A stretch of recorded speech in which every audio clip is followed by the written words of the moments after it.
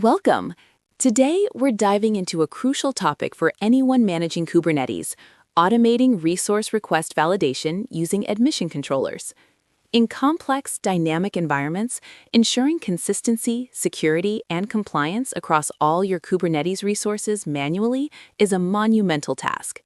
This session will illuminate how Kubernetes admission controllers provide an elegant and powerful solution to streamline this process, moving us beyond reactive problem-solving to proactive prevention. Get ready to understand how to enhance your Kubernetes operations significantly. Before automation, many organizations grappled with the pitfalls of manual resource validation. This often leads to configuration drift, where environments diverge from intended states, introducing inconsistencies. Security vulnerabilities can easily slip through, and enforcing compliance becomes a nightmare of endless audits. The operational overhead for platform teams is immense, leading to burnout and slow innovation. Ultimately, this results in inconsistent deployments and a less reliable infrastructure. We need a better way to ensure every resource entering our cluster adheres to our standards. At its core, Kubernetes admission control is a powerful interceptor. When you create, update, or delete a resource, the API server doesn't immediately persist it. Instead, it routes the request through a series of admission controllers. These are plugins that intercept requests to the Kubernetes API server before an object is persisted. They can modify requests, reject them, or apply default values. Think of them as the gatekeepers for your cluster, ensuring every guest adheres to the house rules before being let in. While Kubernetes includes some built-in admission controllers, the true power for custom automation comes from webhooks. These are HTTP callbacks that receive admission requests from the API server and can dynamically apply custom validation or mutation logic. This means you're not limited to what Kubernetes provides out of the box. Your custom logic, written in any language, runs in a separate service. The API server sends the request to your webhook, gets a response, and then decides whether to admit or reject the resource. It's the ultimate extensibility point. Validating admission webhooks are crucial for enforcing your cluster's rules. When a request comes in, a validating webhook examines the proposed resource. If the resource violates predefined policies, for example, a pod requesting too much CPU, or a deployment missing specific labels, the webhook can reject the request. It's a yes or no decision. Validating webhooks cannot modify the resource. They simply ensure that only compliant resources are allowed into the cluster, acting as a final barrier to misconfigurations or security risks. In contrast to validating webhooks, mutating admission webhooks can actually change a resource before it's stored. Think of them as intelligent editors.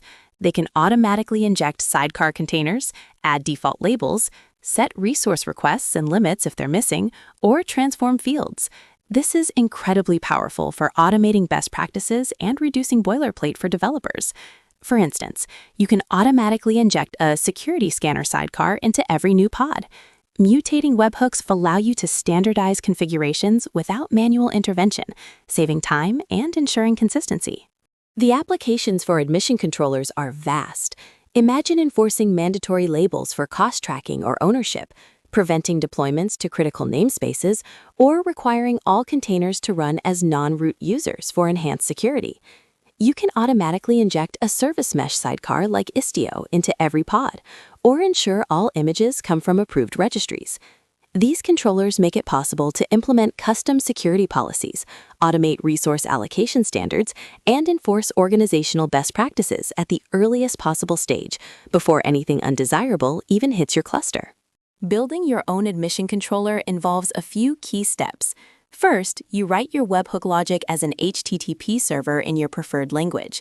This server will listen for admission review requests.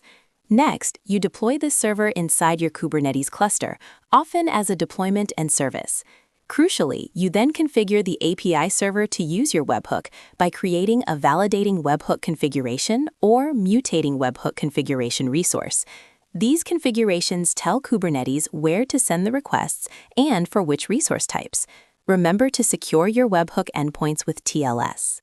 When implementing admission controllers, prioritize performance. Webhooks are in the critical path of API requests, so slow webhooks can degrade cluster performance. Design them to be idempotent and stateless. Ensure robust error handling and proper logging to diagnose issues effectively. Carefully consider the scope. Don't apply a webhook to every resource if it's only needed for specific ones. Always test your webhooks thoroughly in non-production environments first, and manage them like any critical piece of infrastructure with version control and automated deployments. Kubernetes admission controllers, especially with the power of webhooks, are game changers for managing your clusters. They provide a robust mechanism to automate validation, enforce policies, and ensure compliance and security from the moment a resource request is made. By leveraging them, you reduce manual errors, improve operational efficiency, and build a more resilient and secure Kubernetes environment. Start small, experiment, and integrate them into your CI/CD pipelines. This proactive approach will transform your Kubernetes governance. Thank you, and I'm happy to take any questions.